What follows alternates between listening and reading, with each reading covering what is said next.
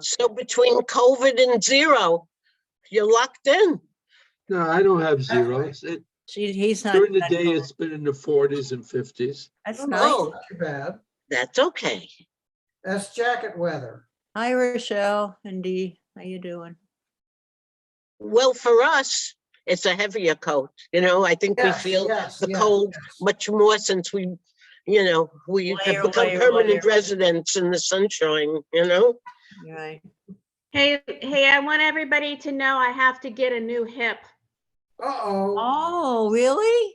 You're such a baby. Yes. What did you do to your hips? Have you been exercising too much or something?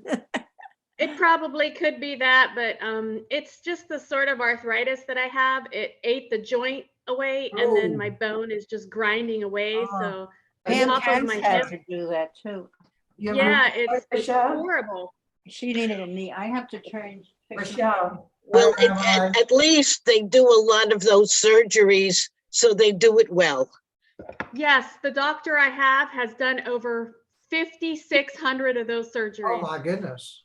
So he has to have it down by now. Hi, Pam. Hi. Let's see, what happened to? Hi, Ray. Rochelle, Ray. do you have rheumatoid? Do you have Pam? rheumatoid arthritis? Pam, I know you're having a lot of different stuff happening. When you get a chance, give me a call. Okay, I'm writing it down. Yeah, when I got home from pickleball today, I called Dave up at the doctor's office and says, "How's it going?" And he said, "Well, they're letting me go home, so that's a good sign." Has he been in the hospital? He's been having tests, heart issues and other issues, and Uh-oh, so. okay.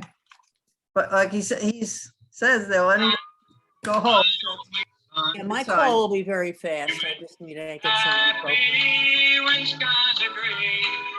Okay, whose music is playing? I have to go talk to the doctor's office. All I'll be right, back. I'm gonna mute you. Hello, Rabbi. You look all plaid and bundled up.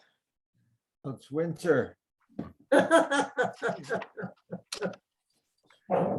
Oh, It looks like he should be out at the farm. Right? short sleeves, fur. Where is he? He stepped away for a second. I Yeah. get lost with Zoom sometimes, the box. I know, you're trying to figure out where everybody is. Yeah. Once the rabbi returns, then we'll start. Okay. Marcia, what's the status of the movie group? I am not, I had like a half and half. I have to get back to people. Steve and Myron and somebody else were like, and it's, and truthfully, I don't think we should be doing it at this point. I want you to know I spoke to the grand people, and his class usually has about 80 people, and they have 25 now. Yeah, You know, I don't not- think this is, I don't people think. are avoiding, you know? I don't think it's an appropriate time at this point. I Okay, think good I'll just morning, send an email everybody. after I'm that. sorry for the delay. There seems to be something, one of the wires is disconnected, I've realized. So I put together a substitute system. So, good morning, everybody. Good morning, we Rabbi. We can start with the prayer if you would Let like us to begin lead with the us. blessing. Baruch atah God, Adonai. Eloheinu melech haolam, Asher Baruch atah, Yitzivanu Yitzivanu b'zot divrei Torah. Ra. Blessed are Blessed you, honor Adonai our God, God. ruler of the You world, were who has who has sanctified us with With your your commandments, commanded us to engage in the words of Torah. Amen. Okay, again, let's be respectful of everyone, and if you're not speaking or want to talk, please mute yourself, which I am doing now. Rabbi, she's all yours. Okay, we're on Parshat B'Shalach, which is on pages 36 to 39. Why all the complaints against Moses and God? So it's Parak Bet, and hopefully everybody's got it. Let me know if there's any problems with that, and if not, we're ready to go. So okay. Wants a little bit of attention. He's just trying to get onto my lap for the last 5 or 10 minutes, and I wouldn't let him. Why do people complain? Let's start with that. Why do people complain, and Because they're what are Jewish. some of the motives? Okay. I'm sorry. I said people complain because they're Jewish. That's the heritage that we have all the way back to Moses. It's this is a well-known comment that Jews complain more than other people. It hasn't been quantitatively proven. And in my discussions with ministers at churches, it may or may, it seems that they get a lot of complaints as well. So we don't really know for sure. So reasons people complain. Babette? Because they can. You become a target when you're in charge. Okay. So I went to a restaurant and I didn't like the food, so I complained. So I was in a rush. I just stopped off there at a lunch place just really quickly, and I had to be somewhere. And I wasn't sure if I was going to go in there, but eventually I did. And I just didn't like the food. So I complained. So the chef said, I can redo it for you. And so I thought for a second, and I said, no, I'll keep this. So he thought maybe the purpose of my complaining was that I wanted to switch it for something else. And he was willing to accommodate that. But then I realized it wasn't about switching someone else. I just wanted them to know I wasn't happy. And then the fact that he acknowledged that and offered a replacement made me feel that I was listened to and I was satisfied enough. And then I just, I didn't really eat what I had, but I dropped it and I didn't complain any further. On the other hand, I have an ongoing complaint with a razor company, and they don't really don't respond to my emails very much. They just say nothing in particular, and a minor complaint has escalated over the course of a couple of years, and I'm just furious. So I'm boycotting them entirely, and which in this case isn't so bad because I don't like their razors anyway. If it was Harry's razors, I would be very upset because I like Harry's razors. So people complain for all sorts of different reasons. And I guess if you're the recipient of the complaint, you have to figure out what's behind the complaining, and who you're dealing with and why you're dealing with this. In a synagogue, of course, there's always going to be people complaining. So I've got a couple of people in the temple who are complaining, but not to me. They're just going around complaining to other people. So I'm trying to figure out what they're complaining about, but nobody will tell me. So I don't, it's hard to respond. But basically, it's kind of like they want to be listened to. So of course that would be easier if they let me know what they're complaining about. So we changed our services in response to several things, among others, COVID and the Zoom, what was then Zoom, and the changing demographics. So some people like changes, some people don't. So if you didn't like changes, the easiest thing is to send me an email and say, you changed this, you eliminated this, and this is what Marcia Gratz did. So we, to save time, we had cut out the entire Torah service, right? So instead, I saved time and to make it easier for the camera under Zoom. So she sent me an email, right, Marcia, what, about 6 weeks ago? And she said, I'd like to have a Torah service, the idea of standing in front of the ark and, even if I'm not there, even if I'm at home, it has a certain religious awe inspiring factor. And then taking the Torah out and marching it around, all of that was eliminated. Now, it was a temporary thing, but temporary that goes on for a year seems awfully permanent.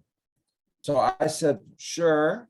And so I immediately, and maybe Marcia wants to respond about, how she felt from the other side. I didn't view this as a complaint. I viewed this as giving, information, about what do people want, because the services, as an example, or Torah study as another example, is for the congregation.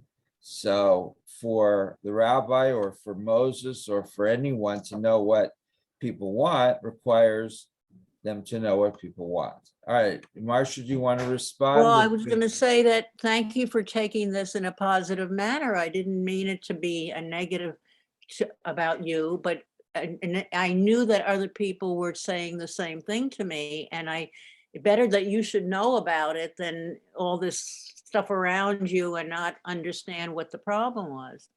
Exactly, and that's exactly the way I took it, because I want to know what's going on, and then I could make a correction. And did I put in? Yes, and I called you back and I said thank you. So it worked out very well. Now, of course, Moses is in a somewhat different situation because his clients are not his only concern or even his major concern, right? So he has to deal with the children of Israel, but he really takes orders from God. Now, you could say Rabbi does too, but I tend to listen more to the children of Israel and less to God than Moses did. And so far, God has been quite tolerant with me. Now that could change, and but I think that my major concern is what the congregation would find spiritually meaningful. But in Moses's case, there's other factors. There's also other factors in that he's dealing with a group that has just gone through a radical transition. And they've gone from being slaves to being, wanderers in the desert.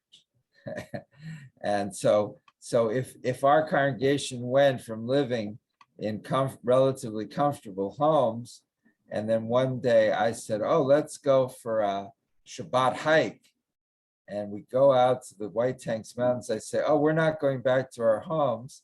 We're staying out here for 40 years. And although the Israelites didn't know that at first, but I think the response would be overwhelmingly negative, right, Rochelle?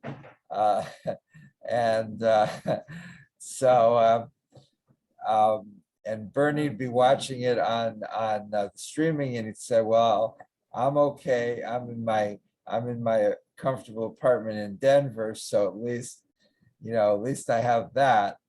And everybody will say, get Bernie down here. If we have to suffer, then he does too. But you can see the difference. Okay, opening comments about any of this in specific terms, and then we're going to start why all the complaints against Moses and God. Okay, Steve. Well, I can also relate to our situation with COVID. Virtually the whole world is complaining, and I mean we've been going through this for over almost 2 years now, and first at least the Americans are complaining from the previous administration. Now they're complaining to this administration because they can't get tests. you know, the fact of the long lines for, you know, getting your vaccination and people not getting vaccinated and vaccinated. It's just it's a similar situation, at least the way I see it. So that's producing a certain grumpiness. And as time goes on, people get grumpier and grumpier. Okay, but Steve, you don't seem grumpy. I've gotten my shots and my booster, and I'm being safe. I just heard that Harvey may have it. That who? I was calling the doc, I talked with the doctor about my blood pressure, new medicine. And I saw them last night, so I've been in contact with him, not very much. Who is that? I Who? wore a mask, and when I ate, I was pretty far away from him. Who are you But talking when I about? cleared the table, I touched his stuff, so I had a feeling he didn't look good to Who me. is this you're talking about? Huh? Who are She's you? trying to get him tested, Harvey Gordon. Oh, okay. And I don't know. I hope I didn't get it. I Okay, washed my hands very well. okay. And Now, we're not talking about Dad took me COVID here, home. we're talking about complaining, but What? we're talking about complaints about Moses. Dee, Well, if I were a slave for 400 years and I had a taskmaster, and then all of a sudden I'm told I'm leaving and I'm free and I'm hungry and I'm thirsty, I think I would complain. I don't know any better. What you don't know, you don't know. All they knew was slavery. Who else? He became the scapegoat. so one way to stop complaining is by fascism, where you enslave people and don't give them the option. Bernie and then Marcia. I'd like to cut Moses some slack. He's a reluctant leader at best, and he has no training for the job. He's thrown into this leadership position, and he's got all these people to take care of suddenly. So that's it, I guess. I guess Moses at one point was considering doing a master's degree at University of Arizona in leadership studies, but he never had enough time to get away. You know, he was thrust into this job, but abruptly. Okay, Marcia, then Miriam. Across my life, this is an aside according to what Bernie just said, there are things that you wind up having to do that you didn't really know that you were going to have to. And if you had your choice, you wouldn't do it and you wouldn't have to deal with it. And that's the way it is. And the children of Israel, on the other hand, they couldn't Google the trip description and such. They were kind of stuck in a, what the heck have we gotten ourselves into situation, and who are you going to complain to but management, and so I don't blame them particularly for being a little upset. I mean, you said before that they didn't know it was going to be a 40-year stint. That's got to be, there's a day after day after day and never seeing the conclusion to this. It's got to be very worrying. Yeah, I mean, I'm just going from memory here, but I think that this was decided by God, at a certain point, earlier in the process, that, Israelites needed to stay there a long time. So I think the first 3 months, then, they expected or hoped that things were going to move quickly. And then at some point they were, okay, Miriam, Pam, I had a question. I've been away from here talking to my doctor. Okay, Miriam, we're focusing on complaining right now, so that's the focus. I don't hear you very well. I don't know what's Can going on. everybody else hear me? We can hear you.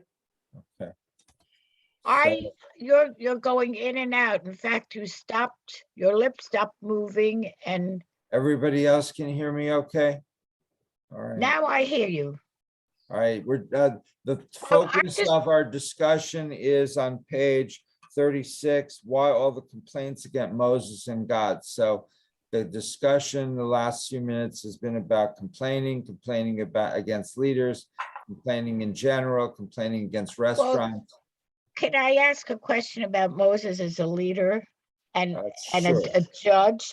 sure. I was wondering, maybe Moses really enjoyed being a so-called judge and helping people with their problems. And because he enjoyed it, he didn't even think about getting help. He's a smart man. He could have gotten help. He knew he could have gotten help. But apparently Jethro suggested it. But why didn't he suggest it himself as being a smart man? Well, I guess it's not only related to being smart, but there's people who are simply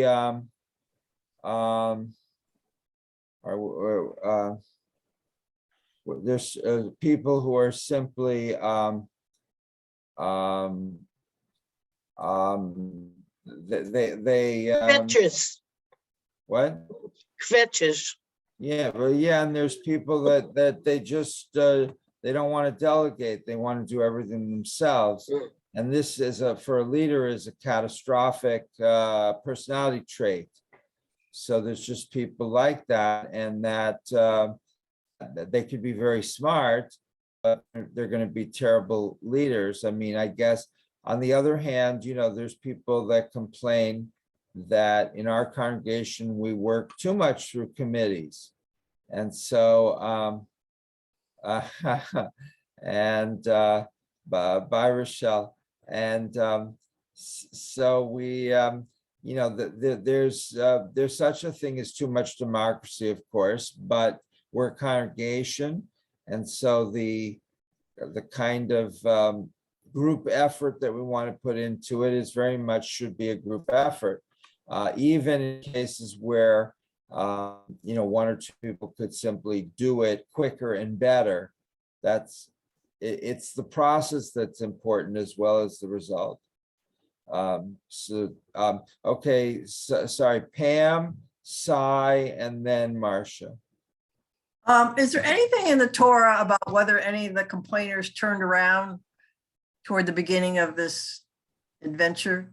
Because it sounds like that they kept complaining, but they all kept going. And I was wondering. Yeah, no, I have an article on Times of Israel that you can Google from a few years ago, where I talk about how there were Israelites who refused to leave Egypt, and there were Israelites who turned around and went back. Oh, okay. And so there was definitely some of both. And there were non-Jews who came with the Israelites. So there was a whole bunch of, you know, faith and faith are two I've different lost things. you. So so that what be at a certain point, what becomes important is the faith rather than the fate, because you can detach yourself from the group. So I forget what the percentage was that went back, maybe 15%, something like that. And then, of course, there was a point at which you couldn't turn back, right? So you were kind of stuck. You'd left Egypt. You see the cavalry is charging at you from one side behind you, the Egyptians, but in front of you is just water. So at that point, it's too late to turn back. So you're stuck. And so I'm sure at that point, there were some that would have turned back, but they couldn't. Can you send us a link to that thing? Sure. Thank you. Okay, Cy. Well, I was going to comment on the fact that if the writers are correct in using 400,000 people roughly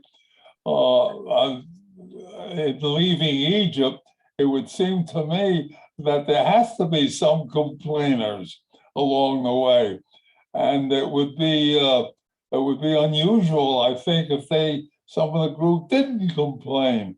But I think they're making more out of this thing than it's worth, because in a group that big, you're going to have all sorts of people, and I don't find anything unusual about it. Sure. Okay.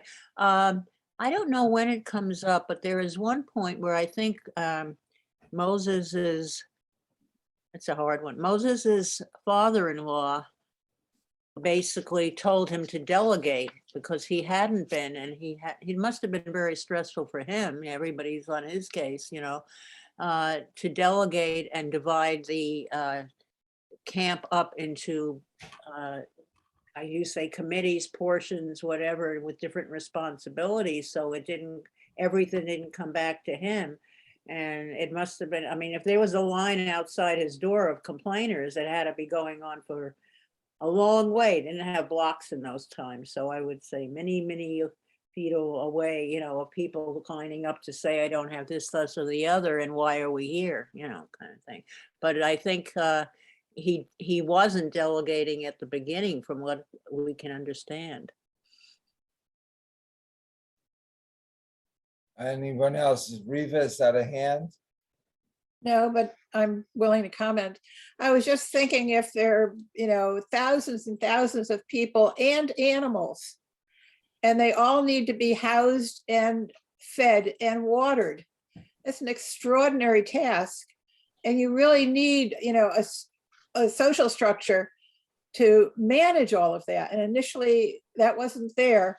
And I think one of the other pieces that's interesting in this reading is that not only do you have to create the leadership structure, but also people need to learn how to ask for what they want. And complaining isn't the, you know, just fetching is not really the solution.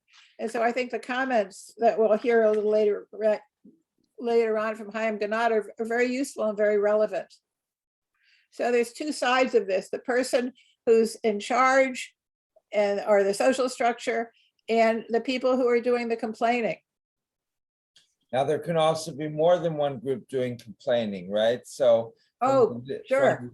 From the leader's point of view, there's a bunch of people complaining, but from the complainer's point of view, there's our group, and there's another group, and there's a third group, and they're complaining about something trivial. We're complaining about something important, or we want the power, not them. And much of it is power struggle as well. Sometimes it's the complaint that's important. Other times it's the I want to take over that's really behind it. You can have people complaining and you realize what they're complaining about is not really the issue at all, that they're just using that as a wedge issue. Miriam.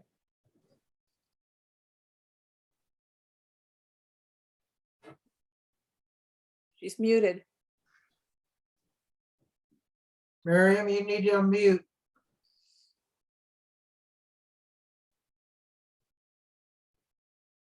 Can't hear you, Miriam.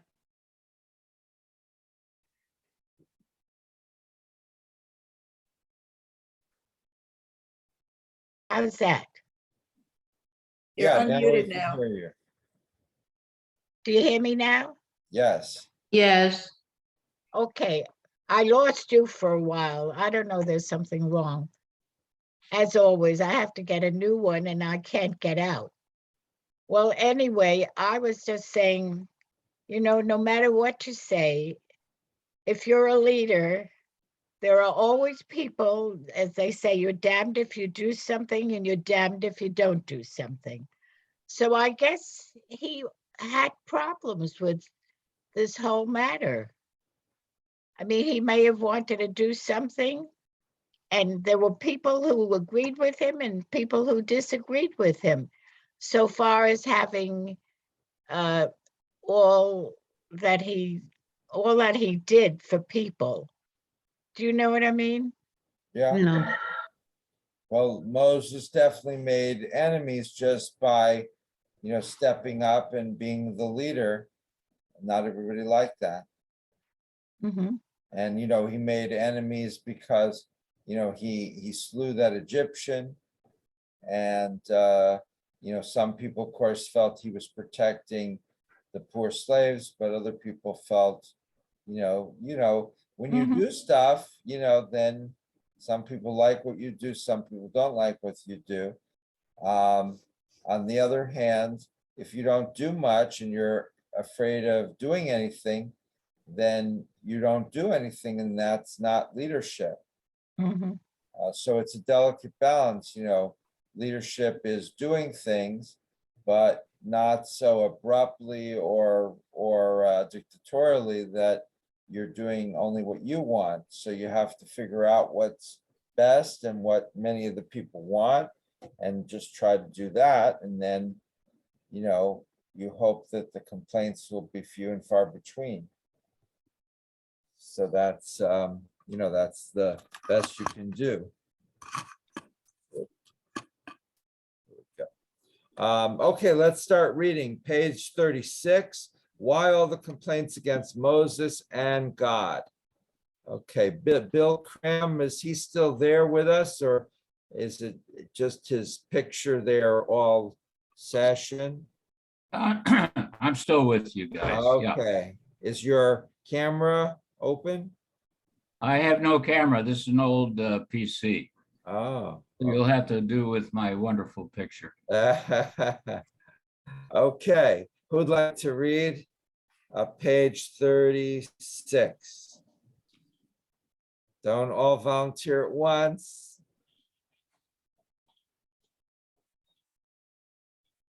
Dan volunteered. Where? Nan. Hi, Nan. Hello. And as astonishing as their victory over Pharaoh's army and their exodus from Egypt, the Israelites are not portrayed as particularly grateful to God or to Moses. Our Torah portion, in fact, is filled with their complaints, angry questions, and discontent. On 4 occasions, the people turn to Moses and attack him with harsh accusations. The first time occurs just as they are escaping from Egypt. When the people see Pharaoh's army pursuing them, they ask Moses, "Was it for want of graves in Egypt that you brought us to die in the wilderness? What have you done to us, taking us out of Egypt? Is this not the very thing we told you in Egypt, saying, is this not, let us be, and we will serve the Egyptians, for it is better for us to serve the Egyptians than to die in the wilderness." Okay, thank you, Nan. This is a classic excerpt from the book of Exodus. And so the children of Israel turn on Moses, and what do they say? Pam? Well, they say, it's better for us to have what we know than to face the unknown. And particularly when the known appears to be better than the unknown, right? So, Well, it's more dangerous. There's risk involved, and there's a lot of uncertainty. well, and being out there in the wilderness, it's desert. There's almost nothing to eat. There's scorpions. There's wild tigers and lions and bears. There's a lot of enemy troops, and there doesn't seem to be any hope. Like, we're just going to wander around the desert until we die, and we won't even have graves because we'll just die in the desert. And being in the desert, well, I guess we all kind of know what that's like, but if you're out, it's not like being in the White Tanks Mountains, on a guided tour by Pam Katz. It's like being out in this, place with no trails and no water and no forestry people, no passes, no parking lot. It's just sand and scorching sun and maybe a camel passing by somewhere, not even any cactus. So it's pretty bleak. pretty bleak. Okay, and then you can keep going. The second time occurs just after their miraculous victory at the Red Sea. They travel for 3 days and camp at Mara, meaning bitter, located in the desert region of Shur. Because the water there tastes bitter, the people grumble against Moses and ask him, "What shall we drink?" All right, so this is, the symbolism is not very subtle here. The word mar or mara means bitter. So you could say bitter chocolate is chocolat mar. So you've got the water's bitter, everything's bitter there. And so the reason it's called that is because, the Bible is, the book of Exodus is trying to make the point that this is not something that is pleasing to the Israelites. And when they drink the water, sure enough, it tastes bitter. And they said, "Where do we get a water filter?" And Moses says, "There is no water filter out here." And they said, "What should we drink?" So should the Israelites have been more accommodating, more thought, are they hassling Moses for no reason? Or do you feel, is your sympathy more with Moses at this point, after the second of these episodes, or more with the children of Israel? One or two quick comments. Riva and Pam. Yeah, I sympathize with both because Moses is in an impossible situation trying to fix everything for everybody. And two, all of us know that if you're in a desert environment and you don't have enough water, that is very, very scary. Yeah. Or you don't feel secure about the water resource. Yeah. I can see that. Pam. I'm definitely think Moses is, I'm sympathy with him. Here he is, stuck with this job. No one's grateful. And he's just doing his best. And right. We don't see any indication in the Torah that anyone is thanking him for leading them out of Egypt. They're just complaining. Right. But the situation is such that if you leave them out of Egypt and they're in the middle of this desert with bitter water, nobody's going to thank you because the situation is much worse than anyone anticipated. So if somebody would have stood up and said, "Thank you for leading us out of Egypt, even though we're in this desert with not really anything to drink and nowhere to sleep, and there's these armies converging on us and these lines roaming around," they would look like ridiculous. So nobody's going to thank Moses. They're just going to blame him. Because Ray has a comment. Okay. Ray and then Sai. All right. I'm reading out of my little Bible, little white Bible, like they give you at weddings. What shall we drink? And he cried unto the Lord, and the Lord showed him a tree, and he had cast it into the waters, and the waters were made sweet. In each of these incidences, next it talks about food. They are hungry, and they are given manna. What's remarkable here is that on the Sabbath day, they're given twice as much manna. They're not given a great deal. They're given enough to sustain themselves well. And so in these instances, each time the Lord helps according to the Bible reading that I'm reading. I think this is remarkable, and I think it's entirely human for this mass of people doing something so uncertain and complaining. And you know what, when you hear one complaint, there are others who are going to add to it It sounds like a pretty miserable beginning. Yeah. And that's perhaps unfortunate. You know, they always say in leadership, if you can give the people a couple of quick victories right at the beginning, you know, that can carry you a long way. Cy, and then Pam or anyone else. Cy. It's my feeling that the writers went over backwards to make the situation in the desert as difficult as possible, only to show what God was able to do. The idea was that they were not into God at this particular point. And so God was the object that he was trying to show the Israelites that this is something that they had to believe in. And by making the situation very, very difficult, they could appreciate God all the more. Okay. Pam? No? Okay. Okay, Nan, back to you to read. Marcia has her hand up. Okay, Marcia.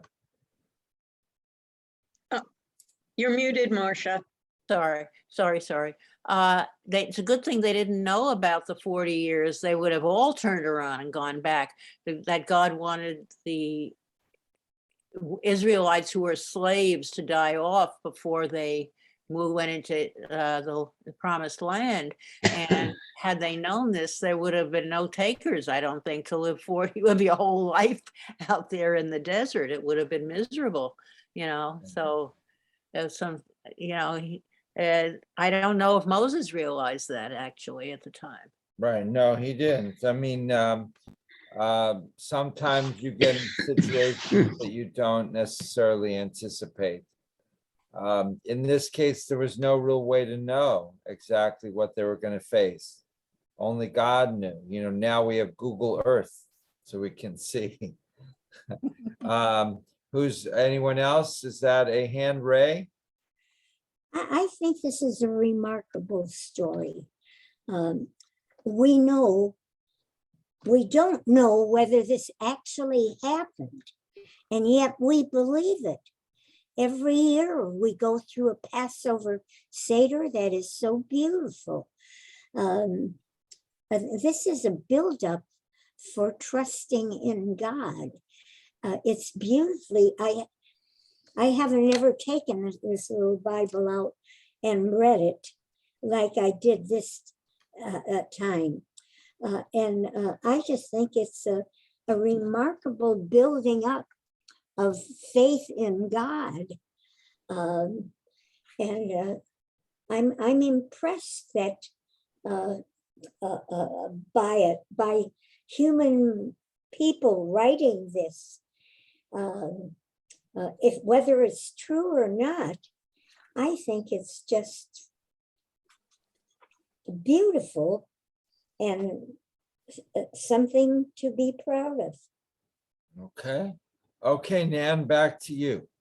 2.5 months later, they expressed their displeasure with Moses for a third time. Having just arrived in the wilderness of Sin, they are hungry, hot, and frustrated. So they tell Moses, if only we had died by the hand of the Lord in the land of Egypt, when we sat by the flesh pots, when we ate our fill of bread, for you have brought us out into this wilderness to starve this whole congregation to death. On the fourth occasion, the people are camped at Rephidim in the wilderness of Sin. Against, they complain about not having sufficient water. Angrily, they ask Moses, why did you bring us up from Egypt to kill us and our children and livestock with thirst? What accounts for all of these complaints and accusations? Several theories are advanced. Rashi explains that the people see the guardian angel of Egypt marching after them, and they are seized by fear. The guardian angel represents the military power of Egypt. It is advancing quickly upon the Israelites who are unarmed and unable to defend themselves. They are frightened that they will be overtaken and destroyed. Out of fear and disappointment, they turn upon Moses, accusing him of leading them to their deaths at the brutal hands of the Egyptians. The terror of death, Rashi believes, generates their complaints. Do you want to read the box? We can Okay. skip the box. Ibn Ezra. Ibn Ezra disagrees with Rashi. He points out that there were 600,000 Israelites, and they could have easily taken on Pharaoh's army and defeated it. However, they were psychologically incapable. They still saw themselves as slaves, not free people. They thought that they were weak, still subservient, and inferior to the Egyptians who had enslaved them. How would it be possible, they asked themselves, to go to war and win against those who ruled us? According to Ibn Ezra, it was not fear that brought on the Israelites' complaints.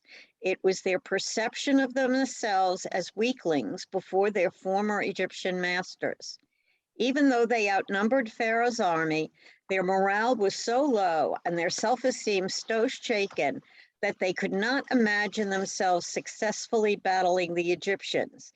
Instead, they turn upon Moses, make him a scapegoat for their frustrations, and blame him for bringing them out to the desert to die. Okay, good. Thank you very much, Nan. So we have two views. So that what the question is, why are the Israelites complaining so much? Shouldn't the answer be obvious? They complain so much because the conditions were bad. If I go to a Holiday Inn and I'm expecting a 4-star hotel and I get a 2-star hotel, I'm going to complain, right? It's natural.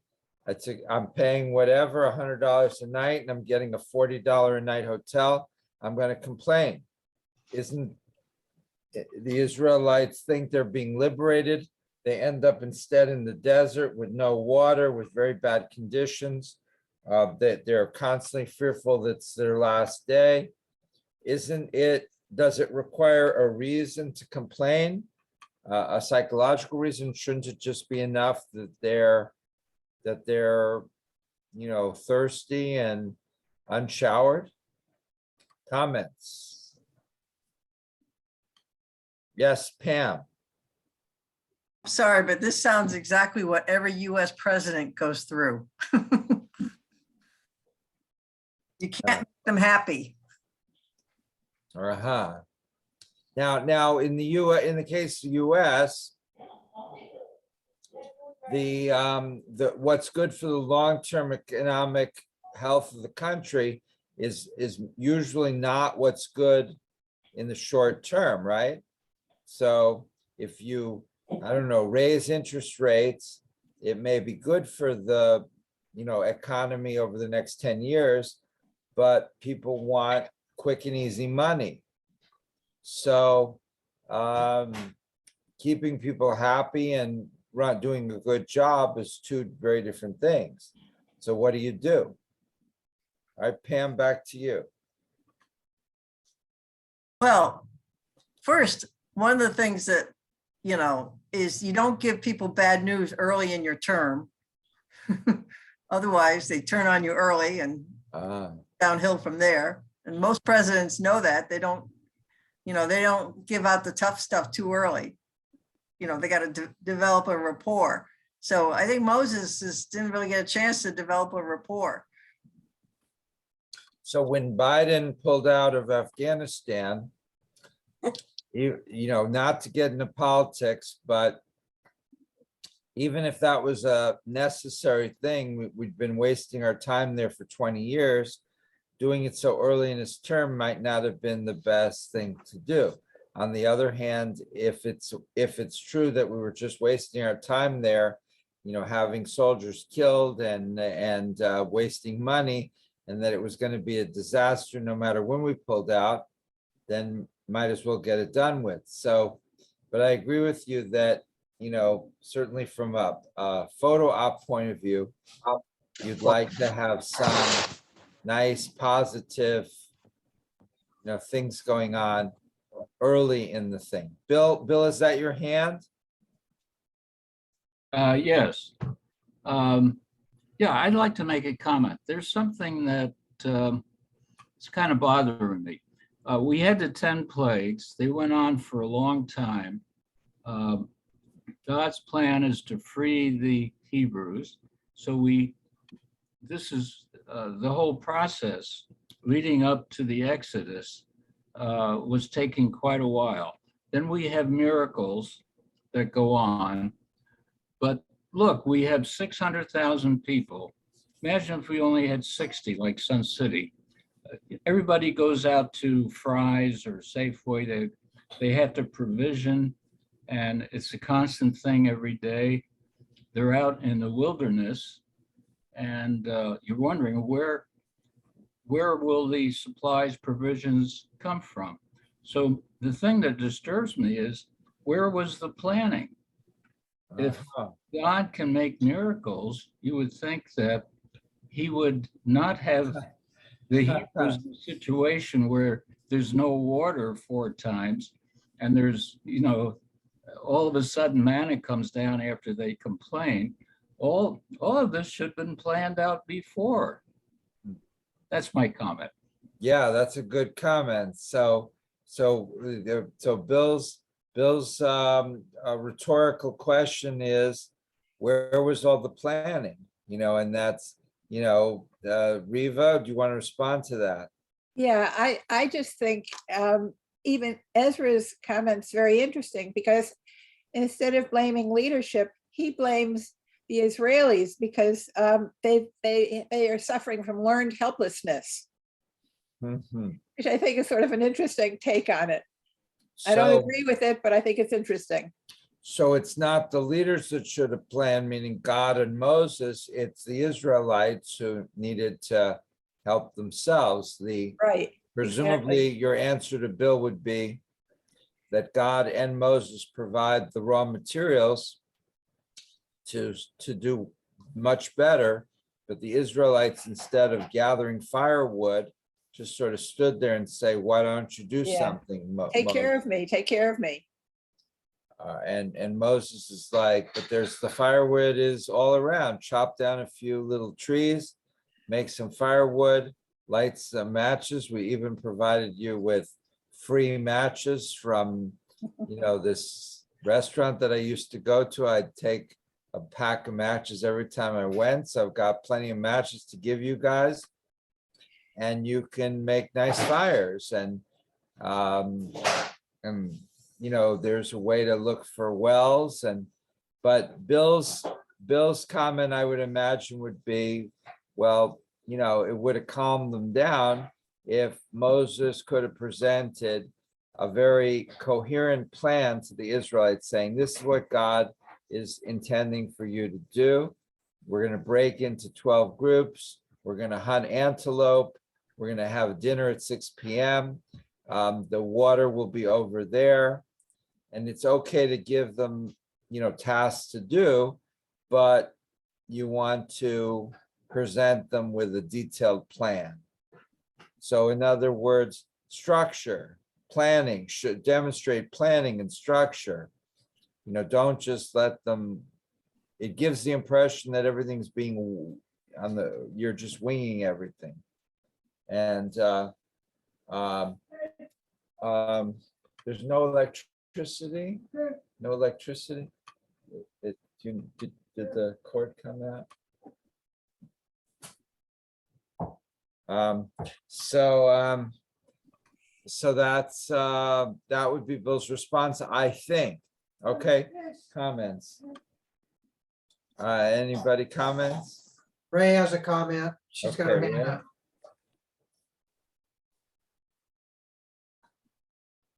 Go ahead, Okay. Ray.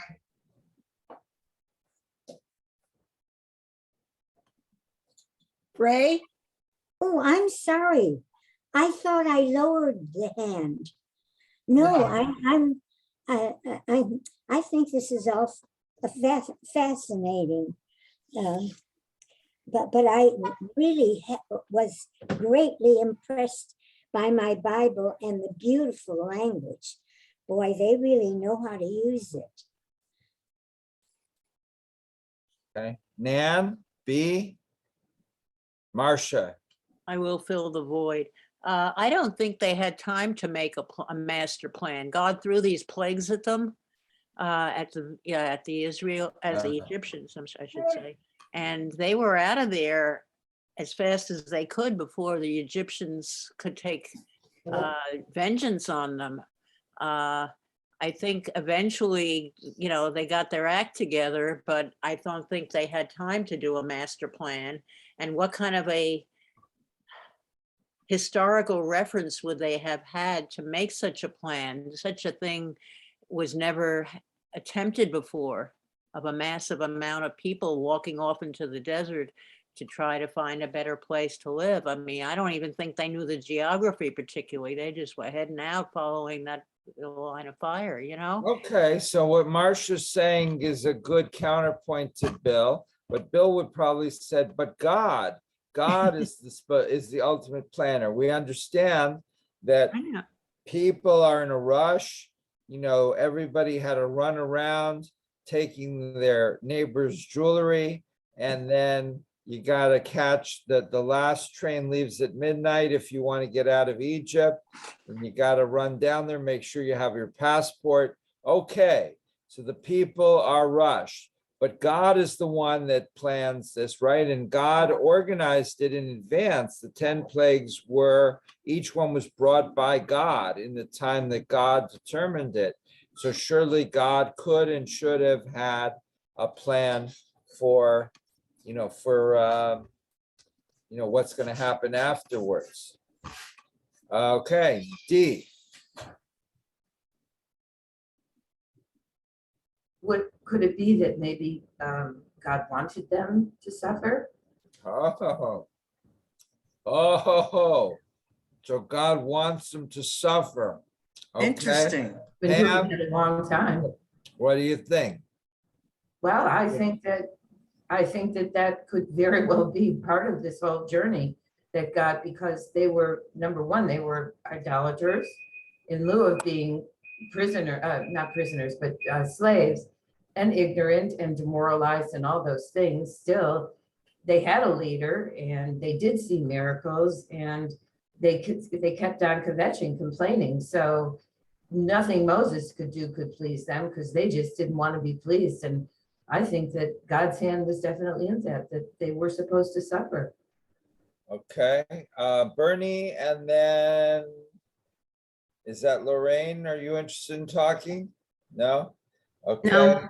So Bernie and then whoever else. Well, to carry on a little bit about what Dee just said, certainly if you get something and you don't earn it, you don't appreciate it nearly as much as if you do earn it.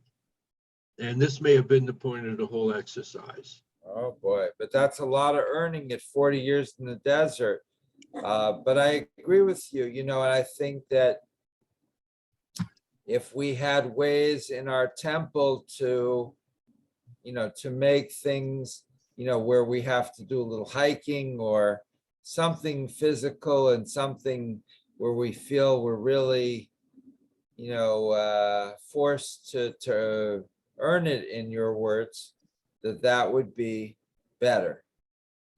But 40 years in the desert after the 10 plagues and after escaping from the Egyptians through the Sea of Reeds, it seems a little bit excessive. It doesn't seem like a little experiential reality. It seems like a massive catastrophe going on literally for decades. Pam.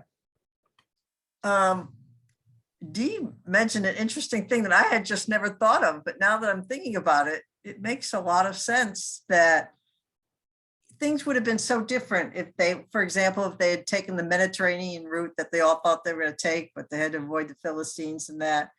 But to go through that whole 40 years and have a whole different generation become the Jewish people, now that I think about it, things probably would have been so different if they had not done the 40 years. Different better, different worse?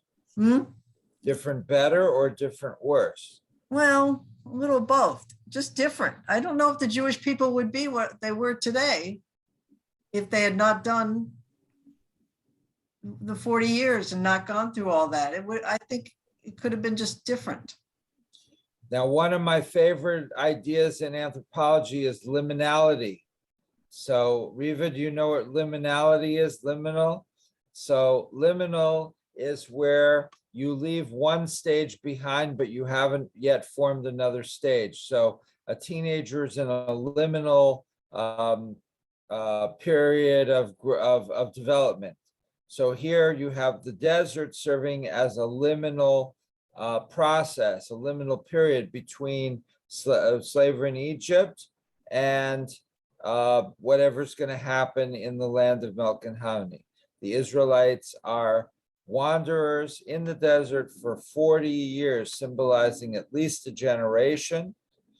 And that gives them a chance to be something other than what they were and something other than what they're going to be. I mean, it's kind of like if you win the lottery, you go from being poor to rich in one moment. A lot of those lottery winners have trouble dealing with their new found wealth. If you become a doctor, Dee's son is becoming a doctor. He doesn't become a doctor from Monday to Tuesday. He goes to medical school, or first he takes undergraduate courses in science, in chemistry and biology and physics and so forth. Then he goes to medical school and he takes more courses and courses, and then he does rotations and internship, and it's a long process. So, but that long process not only is necessary to learn what it is to be a doctor, so that when you open your throat and you say, ah, he knows what to see. He says, you have a sore throat. But it also psychologically prepares him to deal with the responsibilities of being a doctor, hopefully. And that's why when you read occasionally about a doctor that, I don't know, there was one case where he does unnecessary surgeries to just bill the insurance, did this for years. You think how horrible. But what makes it horrible is you figure that during the course of training, he would have psychologically been able to get the idea that this is responsibility. And somehow that didn't work out. B, do you want to say anything? Nan, Babette, Steve? Marcia has her hand up. Okay, Marcia. Unmute, Marcia. If we go with size prevalent conversation about the way the Bible was written, the Torah was written, this is very profound psychology for these people who wrote the Bible to have put something like this together at a time that possibly such insight was not readily available. It's very, very, it's astonishing that they come up with this plan, so to speak, of trial by fire to, harden oneself and to grow for personal growth and community growth, et cetera, et cetera. I think it's really extraordinary that we have this story from people who are not psychologists or whatever to, come about with a story like this. Now, Marcia, do you agree more with Rashi or more than Ibn Ezra? Do you think that the problem is that the Israelites are seized by fear, or according to Ibn Ezra, it's more that their self-perception was lacking?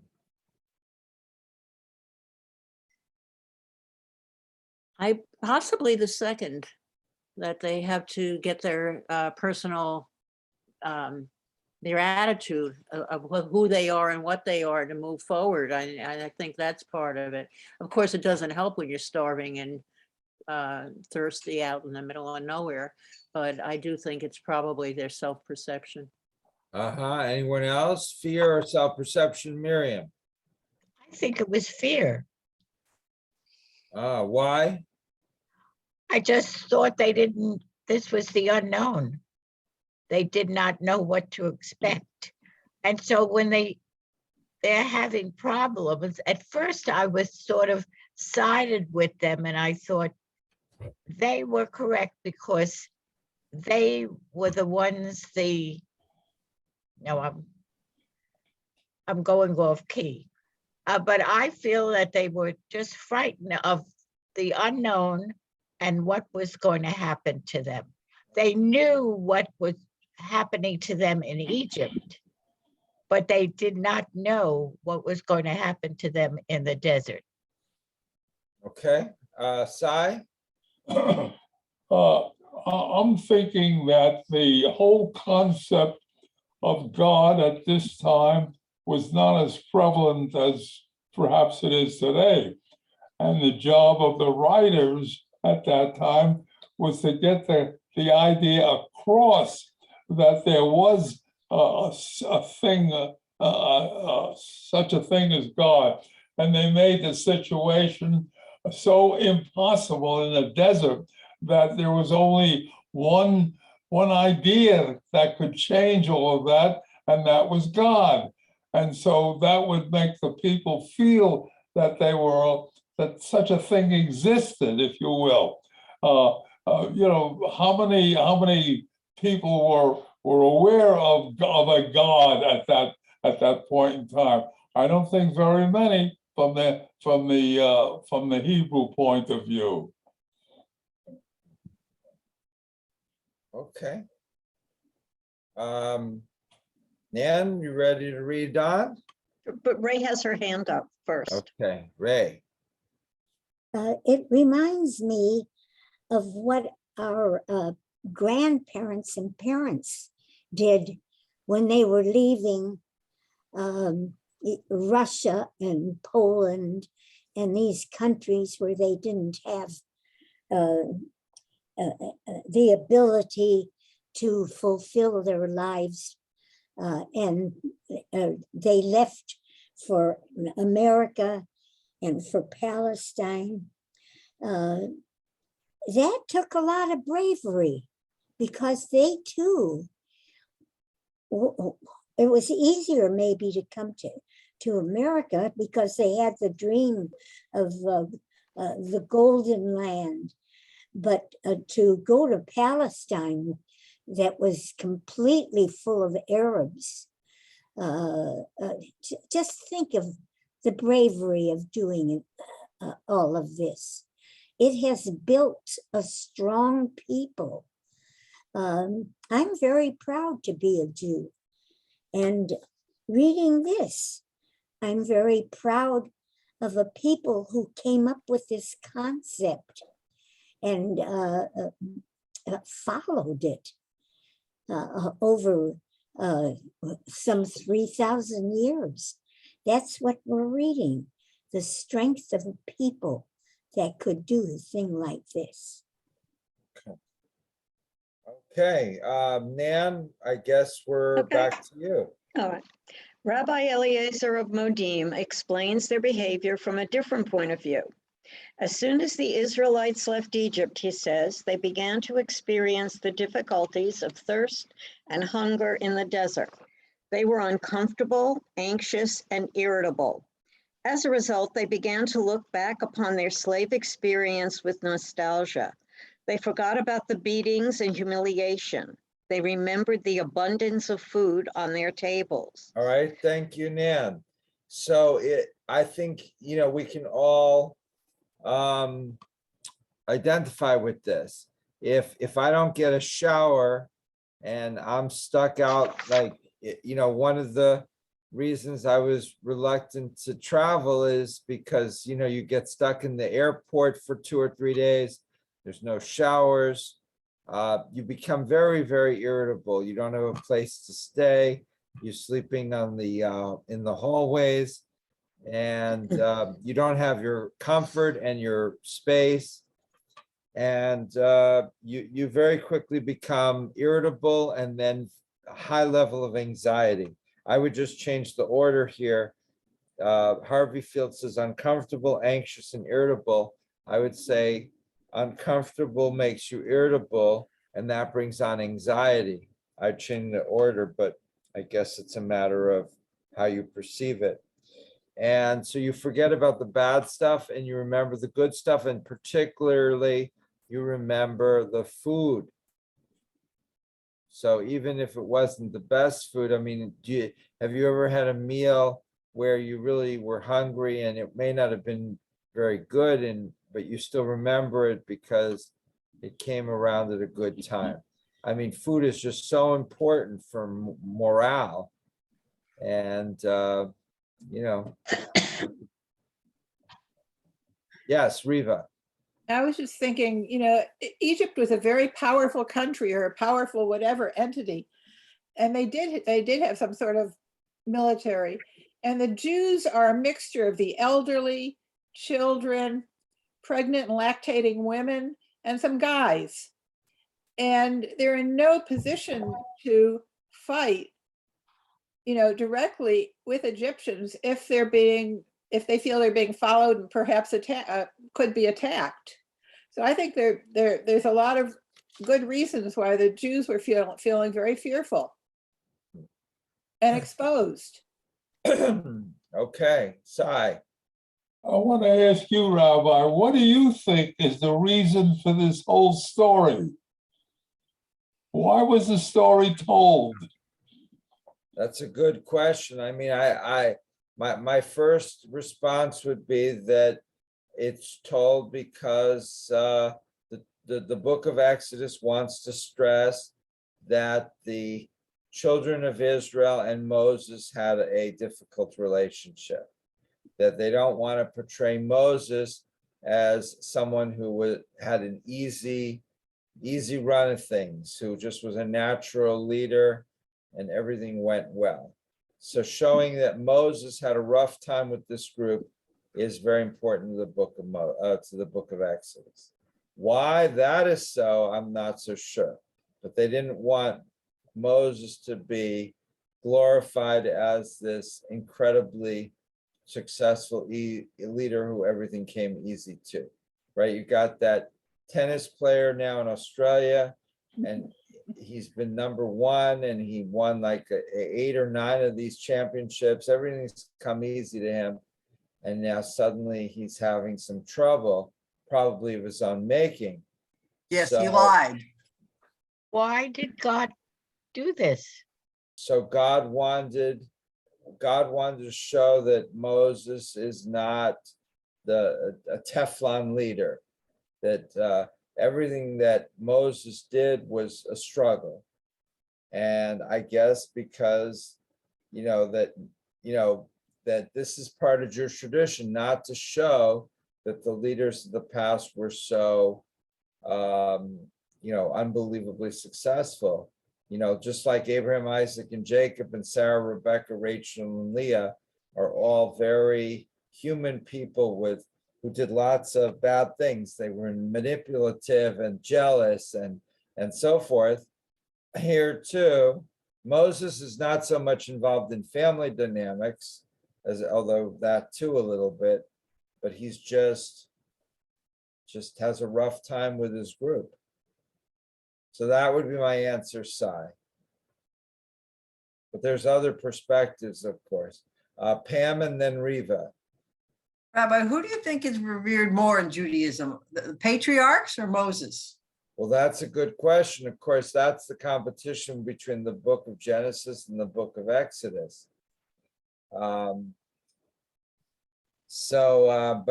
it, in some ways, you could say Moses. Moses is, closer, certainly in the rabbinic tradition, Moses is much closer to the rabbinic world than Abraham, Isaac, and Jacob. Remember, Abraham serves his guests milk and meat, right? And the Bible records that, unfortunately. Moses is given the Torah and the 10 Commandments and so forth. So it's a lot easier to see Moses in a modern synagogue than it is to see Abraham. Riva. I was thinking of this as an origins story. This is how our people began. This is our shared history. And also you can't help noticing that 40 years as opposed to 40 weeks, which is the time it takes for a baby to grow and be born. Right, So 40 is a very important number. right. And there's, it's used throughout the Torah in various ways. Bernie or Steve or Cy? Steve. Don't you also think that God was testing the Israelites to be faithful and to be able to enter the land of milk and honey? Ah, okay, so now Cy, Steve is giving the other side. I put the emphasis on Moses, and that Moses was, the Torah wanted to show that Moses didn't have an easy time. Steve Siegel is now putting it from the other point of view and saying, well, what about the children of Israel, that they need to struggle in order for the Torah, giving of the Torah to be worth it. That this can't be just like, here it is, and we'll send you an attachment on the email and read it when you can. And then weeks later, the Israelites may not have read it. And they're like, didn't you get the Torah? Well, yeah, but I didn't have time to read that email. So this is a situation where you can't avoid that. You're struggling and suffering and living in very uncomfortable circumstances. And there's all sorts of drama. And then you're there, you're brought to the mountain and you're given the Torah. It's very dramatic and very uncomfortable and very unforgettable. Steve, comment? No, I think you got it. Okay, Reva, Pam, B, D, Sams. Do you have to unmute? Reva had her hand up first. Reva, Okay, Reva and then D. Spoke already, D.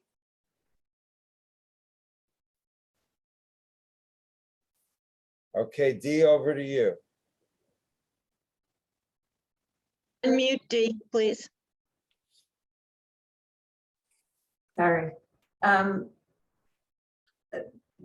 When I read the story every Passover and I look at the history of our people, I think this was the beginning of the Israelites it was humbling for Moses and for the Israelites.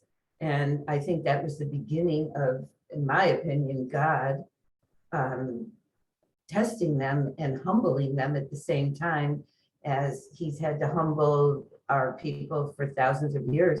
I mean, I look at the exile and the Holocaust, and it's been a continuation of suffering and testing. And I think it has a lot to do with humbling.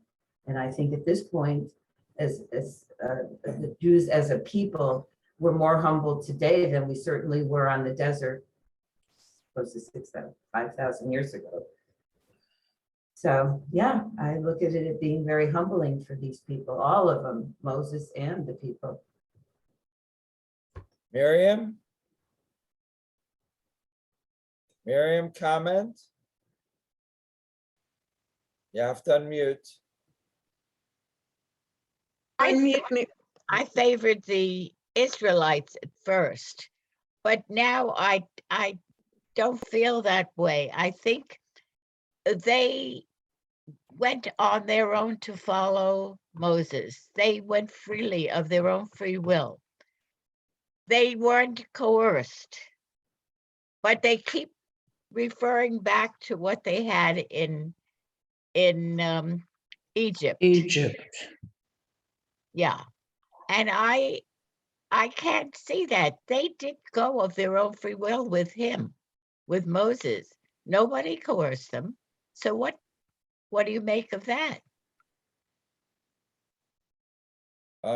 Good question. Marcia.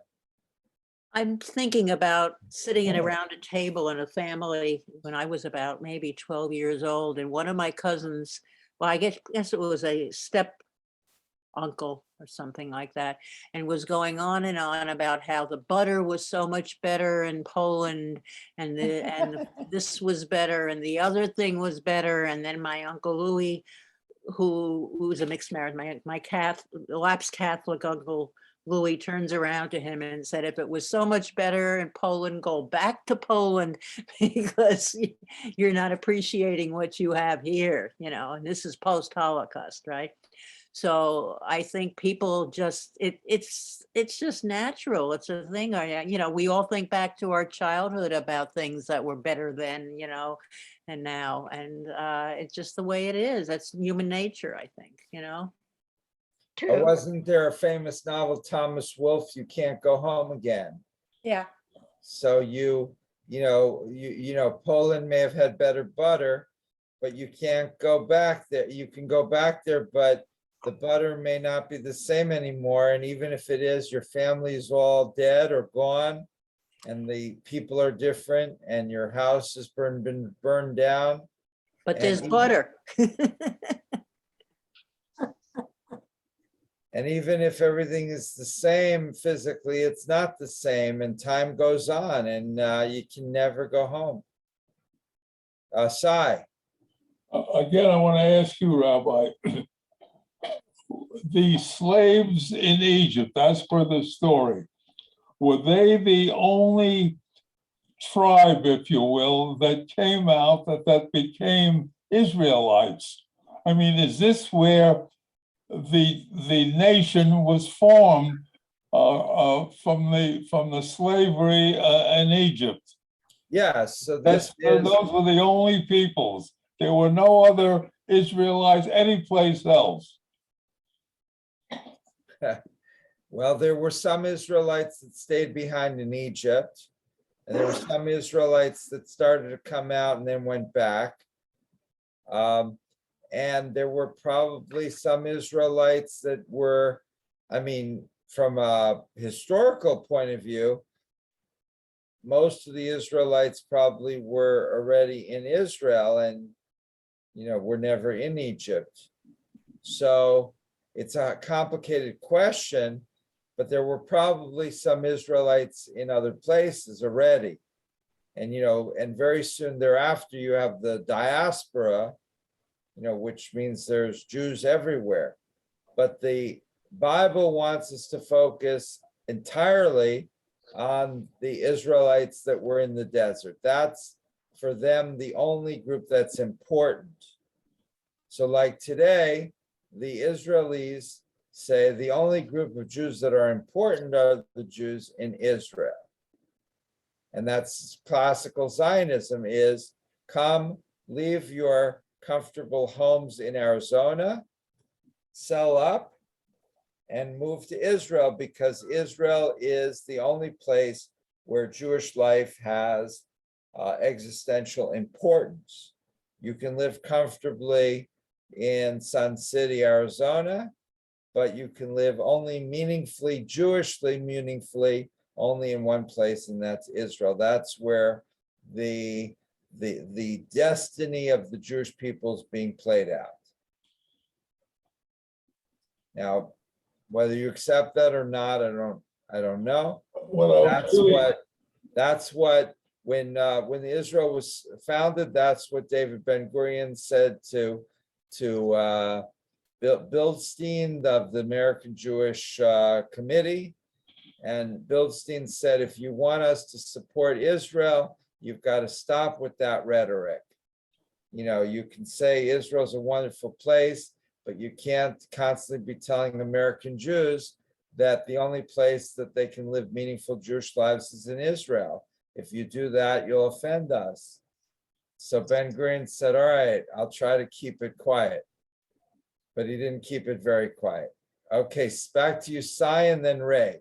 Well, what I was really getting at, I guess, was the concept of one God. Where else was it, as far as the Israelites were concerned, as far as other people were concerned? I mean, were there other people involved in that concept of one God? I'm not convinced that they really believed in one God yet. I think that's still coming along over the next several hundred years. That I think at this point, a lot of the Israelites believed this is our God. Herman Wouk wrote a book, This Is My God. Of course, what he doesn't realize from the title is if this is my God, then maybe that is your God. And that's and so it's not a very monotheistic statement. It's a statement of monolatry, that this is my God, this is the only God for me. But that's not really what monotheism is in its completely most extreme form. So, but the Israelites were concerned with one God, yes. Sai, one more response to you and then over to Ray. And then we have to end. I'm finished. Okay, Ray. Ray, you get the last word. Well, I think it's pretty hard to take the Jew out of us. We recognize each other pretty quickly. Yes, it's education. If that's why a synagogue like this has a Hebrew school. We want our children to know something about their heritage so that they take on some of the strengths of these thousands of years. It gets into us. And I know we have Jewish gangsters and people who are not exactly moral. I know that the Jews that Christians pray to and the ones that the Arabs pray to are the same God, but somehow or other, you can't take the Jew out of us. I also think that the Indians and the other people and the Hindus essentially are working to the same levels of all people when they grow into from childhood into adulthood. There's a great commonality among all of us, but somehow or other, it's hard to get the Jew out of us. And once we are trained through our education. And as several people said, that Jews like to complain. If you looked at the end of this essay, which we won't get to, unfortunately, Maimonides says that it's the nature of people's complaints that you can judge them by, so that everybody complains, but it's what you complain about that can tell a lot about your character. Okay, Steve, I'm going to turn it back over to you for the final blessing. It was fun this morning. I'm glad there weren't too many complaints. No complaints on this end, at least for me. Let us conclude with the final blessing. If you want to unmute, you may. Baruch atah Adonai, Eloheinu melech haolam, asher natan lanu mat emet, chayei olam v'chavitoteinu. Baruch atah Adonai, blessed is Adonai our God, ruler of the universe, who has given us a gift of truth, implanting within us eternal life. Blessed is Adonai. Amen. Everyone have a great week. We'll see you all Friday night, if not sooner or later. Take care, everyone. Rabbi, did you get positive feedback after you included some more stuff in the Friday night's